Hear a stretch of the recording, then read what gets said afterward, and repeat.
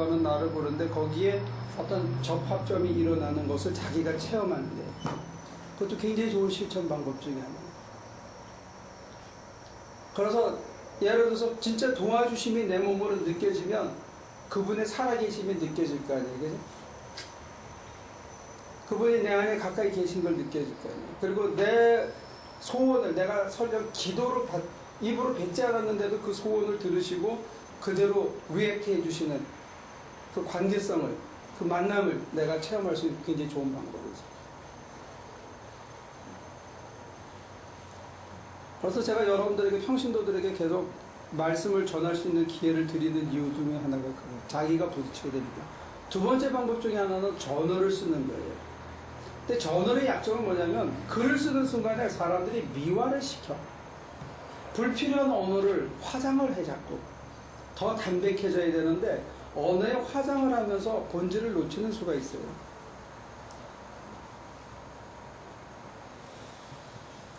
요즘 스님들의 책이 많이 팔리는데 그 사람들이 상대적으로 언어에 화장을 덜 하기 때문에 그래요. 또 하나는 우리가 쓸 수밖에 없는 하나님이나 주님이라는 단어를 그 사람들 철저히 배제하고 쓰는 훈련이 돼 있어서 그래요.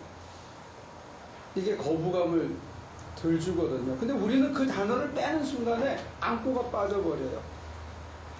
그래서 책을 팔아먹기 위해서 우리 앙꼬를 뺄 수는 없잖아요. 우리한테는 그게 농축된 가장 중심적인 단어도 존재인데 우리 그걸 뺄 수는 없죠. 책 팔아먹으려고. 근데 그게 있어야 되거든요. 근데 제가 외람되게 보면 스님들 쓴 글 중에 상당히 많은 부분은 그냥 들은 얘기야. 이 체득하고 저 체득이 이어지지 않아. 근데 그러면 팔려. 엄청난 히트를 치고. 근데 그건 자칫 잘못하면 그 다음에 유혹으로 가요. 근데 전 잘 모르겠어. 그 다음에 어떻게 가야 되는지. 좋은 간증을 해줘서 고맙고, 그런 의미에서 여러분들도 자기 나름대로의 길을 찾아야 돼요. 그 다음에 그 다음 단계로 계속 전진이 돼야지. 안 그러면 이게 형식화된 신앙으로 끝날 가능성이 있어요. 그러면 양심은 더러워집니다. 나아집니다. 하얀 옷을 입고 공에 있는데 다니면, 제가 그 대학원 다닐 때 직장 생활을 했는데 맨날 하얀 와이셔츠를 입고, 제가 이게 멀어가지고 그 한양대학이 있는 데서 오토바이를 타고 강변북로를 다녀서 고로동까지 일하러 다녔거든요. 그때 이제 오토바이를 타고 다녔는데 하루 갔다 오면 여기가 시커매. 뭐 따로 뭐 축구를 하고 뭘 한 게 아닌데 차만 타고 갔다 와요. 그때는 그렇게 공해가 심했어요. 특히 버스 뒤에 좀 따라갔다 온 날이면 여기가 시커매. 여러분들이 이 세상 속에서 남들하고 부딪혀 사는 순간에 양심은 더러워질 수밖에 없습니다. 부딪히다 보면. 근데 저도 한 3일만 기도 생활이 게을러지면요, 이게 승깔이 튀어나오더라고요.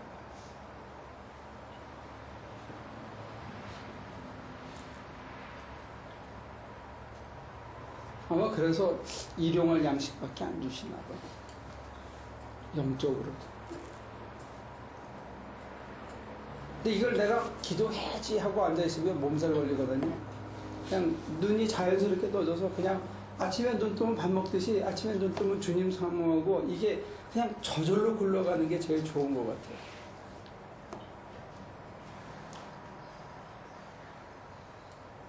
그리고 힘 겨우면 그냥 잠깐이라도 주여 하고 앉을 수 있는 게, 이게 몸에 배는 게 제일 좋은 것 같아요.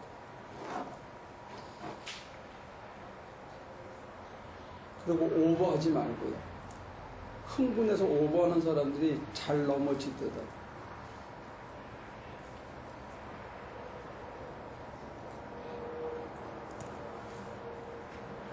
질문 있습니까? 제가 구체적인 말씀을 드렸는데 좀 도움이 되는지.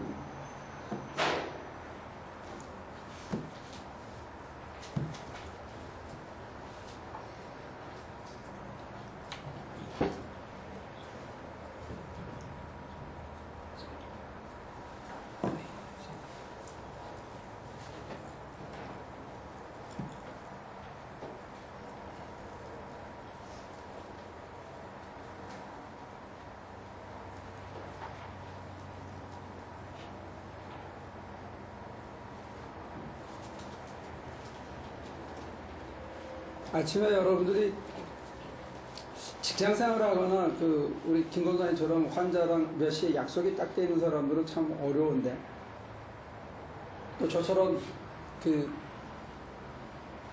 밤에 늦게 잠자리에 드는 사람들한테는 습관들이 참 어려운데, 어떤 때는요, 아침에 여러분들이 3시, 4시나 또 5시에 깨잖아요. 그래서 하다가 보면 6시, 7시, 8시까지 지나갈 때가 있어요. 근데 이게 사실 좋은 건 아닌데 제가 별로 권하고 싶진 않지만, 왜냐면 직장에서 쫓겨날 가능성이 있거든. 그러니까 여러분들 알아서 잘 새겨서 들어요. 근데 어떤 때는 8시고 9시고 버티면서 자기를 꺾고 정화하고 다시 정선하는 작업이 필요해요. 안 그러면 생활에 묻혀버려요.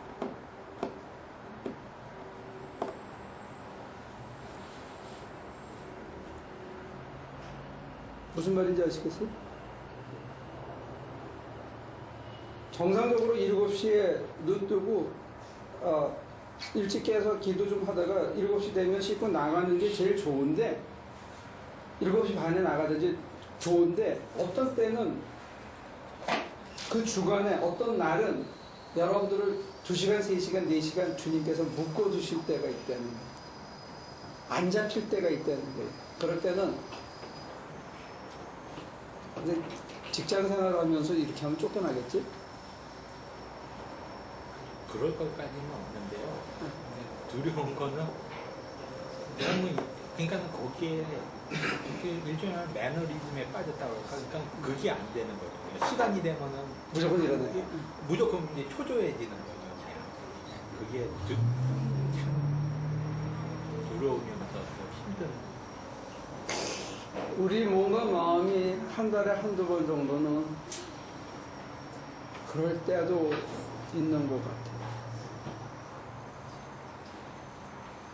근데 그렇게 멈춰서지 않으면 아까 말한 대로 매너리즘에 빠지거나 의뢰 당연히 그냥 쳇바퀴처럼 살 수밖에 없는 거예요. 근데 그 경계가 참 묘한 것 같아요. 성실하게 사회생활을 하는 사람, 지 마음대로 무질서하게 살아가는 사람, 이 경계가 참 어려운 것 같아요. 근데 저 그런 의미에서는 그렇게 성실한 편은 못 돼요. 근데 성실하게 사시는 분들은 아침에 하지 말고 저녁에 하는 게 더 좋겠죠. 기도 생활. 아침에는 무조건 일어나고 저녁에 더 하시고 자든지.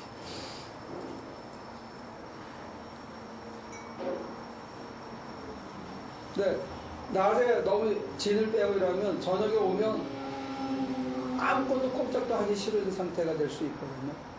근데 그런 사람들은 이게 어떤 게 좋은 건지 잘 모르겠어요, 아직.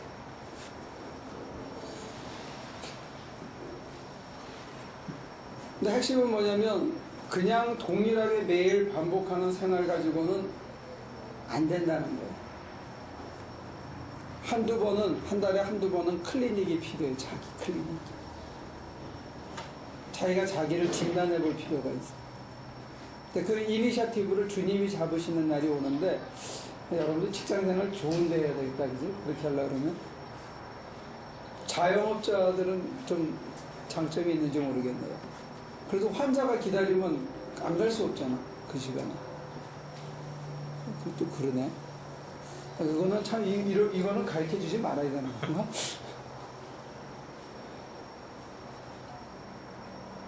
핵심은 이런 거예요. 살다가 보면 한 달에 한두 번 정도는 인생이 엉긴다는 거예요. 근데 그거를 그냥 무리해서 생활에 충실해야 되기 때문에 생활을 먼저 하다가 보면 엉긴 채로 그냥 가는데, 이게 5개월, 6개월 되면 사는 게 퍼석퍼석해지고 재미없게 만들어 간다. 그 작은 일이. 그걸 그때 해결하는 게 참 중요하다는 얘기입니다. 신비 체험에서 우리가 사소하게 방치하는 일들이 주님으로부터 우리를 멀어지게 하는 요소가 있거든요. 아주 작은 게 꼬여가지고 분하고 섭섭해지면, 그게 사람에게 분하고 섭섭한 일이 자기가 스스로 용서한다는 이런 작은 일들이, 또 내가 미처 깨닫지 못한 일들이 주님의 손으로 해결되지 않은 채 가면 이게 나중에 주님을 원망하고 주님으로부터 멀어지는 일까지도 만들어내더라는 거예요. 그 작은 일이. 제가 얘기 드리는 그겁니다. 그러니까 주님을 모시고 사는 매일매일의 삶이 계속 지속되고 자기도 그것을 인지하고 살아야 되는데 이 부분을 너무 심하게 얘기하면 이상한 쪽으로 확 가고 또 거기에만 심취해서 세상사를 등한히 하는 사람들이 생기고 세상에 충실하는 거 얘기하면 이 원동력을 잊어버리고 자기가 출세욕이나 명예욕이나 물질욕 때문에 그런 보상을 받으면서 살아가게 되고 이게 참 이 중간이 어려워요. 그 경계를 세우기.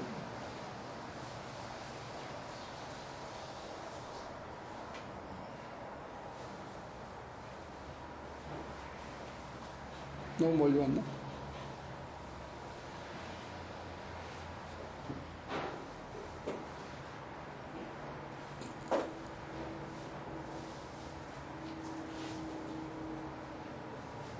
시작은 참되는데 끝에 가면 꼭 헷갈리게 끝난다는 말이에요. 아직 헷갈리는 거예요. 제가 아직 뭘 잘 몰라가지고 여러분들을 헷갈리게 해서 미안합니다. 자, 이제 정리합시다. 헷갈리지 말고 누가 좀 좋은 의견을 주셔서 이 헷갈림으로부터 우리를 좀 조언해 주시죠. 개개인적으로 가서 공부를 하기는 쉽지 않으니까 뭐 일주일에 하루다 뭐 이틀이다 하루다 뭐 정해서 같이 하는 게 가장 효과가 있을 것 같아요. 그래야 서로 으쌰으쌰 하기도 하고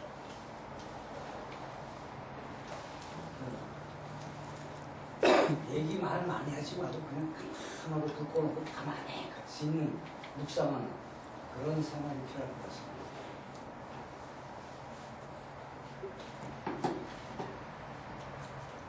저것도 한 방법인데 예를 들어 차 타고 15분 이상 자리를 옮겨가지고 예배당에 와서 뭘 하고 그 다음에 그걸로 아침에 또 출근하고 이러면 생활이 깨지더라고요. 그래서 그것도 15분 이상 움직여요. 아무리 짧은데도. 그래서 제가 볼 때 제일 좋은 거는 자기 침대, 자기 소파가 최고인데 자리가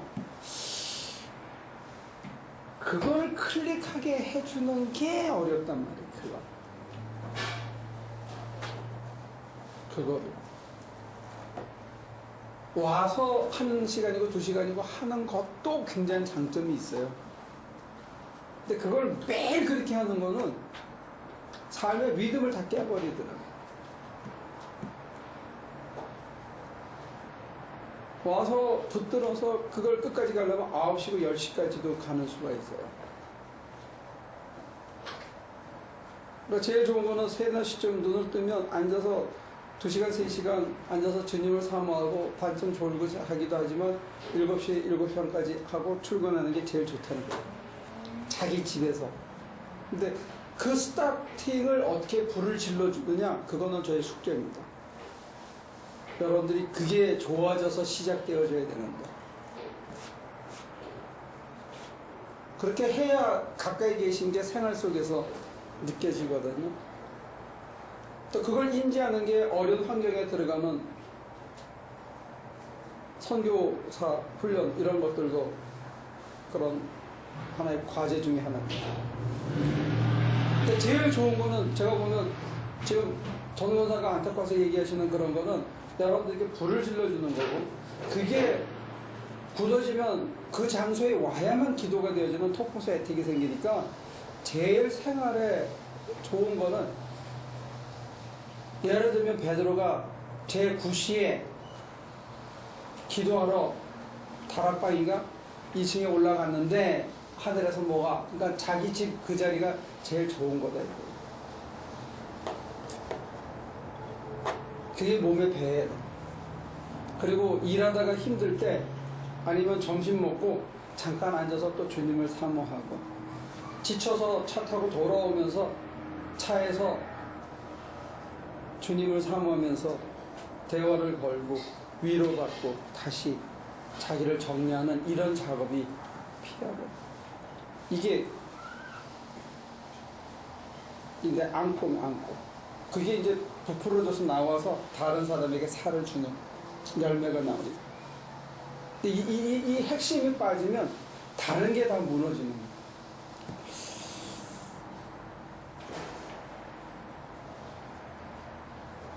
그러니까 숙제를 해주세요. 집에서 한 사람은 어느 날 통보를 안 하면 엑셀에서 부역장한테 제출을 한번 해봐요. 그러면 저 같은 사람은 억지로 된다 하죠. 그래요? 좀 느꼈냐 안 느꼈냐고 스스로 연구해 보세요. 저는 느끼고 안 느끼고를 떠나서 시작도 안 하고 시작을 그날 그래도 앉아서 좀 실천을 해봐요. 거기부터 시작해요. 아니 느낌이 따라오는데 나는 느낌을 강조하지 않는 거는 내가 느끼는 게 그게 주체가 되면 안 된다는 게 내가 판단권자가 되면 안 된다는 거예요. 하나님 하면 낫잖아요. 그게 이제 보조적인 건데 보조적인 게 주체적인 것하고 이렇게 뒤집히면 안 된다는 거예요. 내가 향을 느끼든 내가 평안함을 느끼든 안 느끼든 그가 먼저라는 게 그가 나를 판단해 주셔야지 내가 평안할 때는 주님이 오셨구나. 그래 같이 있어 주시는구나. 좋구나. 내가 내 평안함을 가지고 주님의 임재를 확정하는 주체가 되면 문제가 생긴다는 거예요. 주객이 바뀐다는 거죠. 반드시 따라와요. 평안함이 오고 안정감이 오고 하는데 그 다음으로 넘어가면 주님이 안 계시는 자리도 마치 우리 감각에는 안 계시는 자리도 지나가야 돼. 그때는 믿음으로 가는 거예요. 감각으로 가는 게 아니고. 주님이 사라진 것 같은 사막을 지나갈 때가 온다고. 정말 무의미하고 무기력해지는 그때 우리가 그 기쁨을 추구하다 보면 안 계시네 날 버리신 게 아니냐? 내가 뭘 잘못했지? 이렇게 간다고. 그것도 그냥 견뎌야 되는 거. 신뢰로. 그러니까 여기나 어디나 계시는 것에 대해서 자기 몸에 돼야 되는데 이 감각은 굉장히 보조적으로 도움이 되면서도 주님이 날 떠났어. 상상이 돼요? 왜 그걸 하시느냐? 그거 없이 사는 사람들의 아픔과 그것이 살던 삶의 그 처절한 무의미를 내가 실제로 몸으로 이제는 감지하게 하는 거예요. 마치 건강할 때는 건강이 얼마나 중요한지 몰랐어. 그리고 건강하게 살다가 어느 날 팍 건강을 잃어.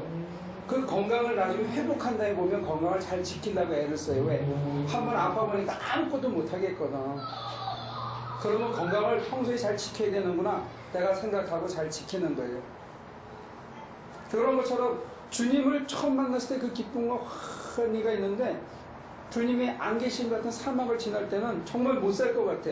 옛날에는 주님이 안 계셔도 잘 살았었는데 주님이 그렇게 절대적으로 필요하지 않게 잘 살았다고요. 그러다가 주님 만나서 기쁘게 할렐루야 막 기쁜 날 좋고 막 그러다가 어느 날 안 계신 것 같아. 그러면 왜 그러지? 내가 죄를 졌나? 이상하다. 뭐가 잘못됐지? 이렇게 되는 거예요. 처음으로 내가 그걸 감지하게 된 것 뿐인데 사람이 이상한 생각을 또 하는 거예요. 근데 그걸 고투를 하면서 다른 사람에 대해서도 내가 이걸 전하지 않으면 안 되겠구나 하는 깨달음도 생기고 그런 각오도 생기고 주님이 씌워주시면 가서 전하기도 하게 되고 그 다음에 나라도 잃어버리지 않으려고 애를 쓰는 유지하게 됩니다. 그러니까 그 과정이 또 온다는 거예요. 지금 제가 아직 정리가 안 돼서 여러분들에게 구체적인 실천 방안, 숙제까지는 못 내주겠는데 어떻게 하지? 성경 공부 3시간 하셨나요? 네. 그러면 한 번은 성경 공부하고 네. 2절에서 돌아앉아서 배워보고 한 번은 실습하고 지금 이 환경에서 돌아서서 이렇게 되려고 그러면요, 여러분들이 좀 속된 말로 내공이 많이 쌓여야 그게 돼요. 지금은 절대로 안 돼요. 손해를 좀 해야지 뭐가 되잖아요.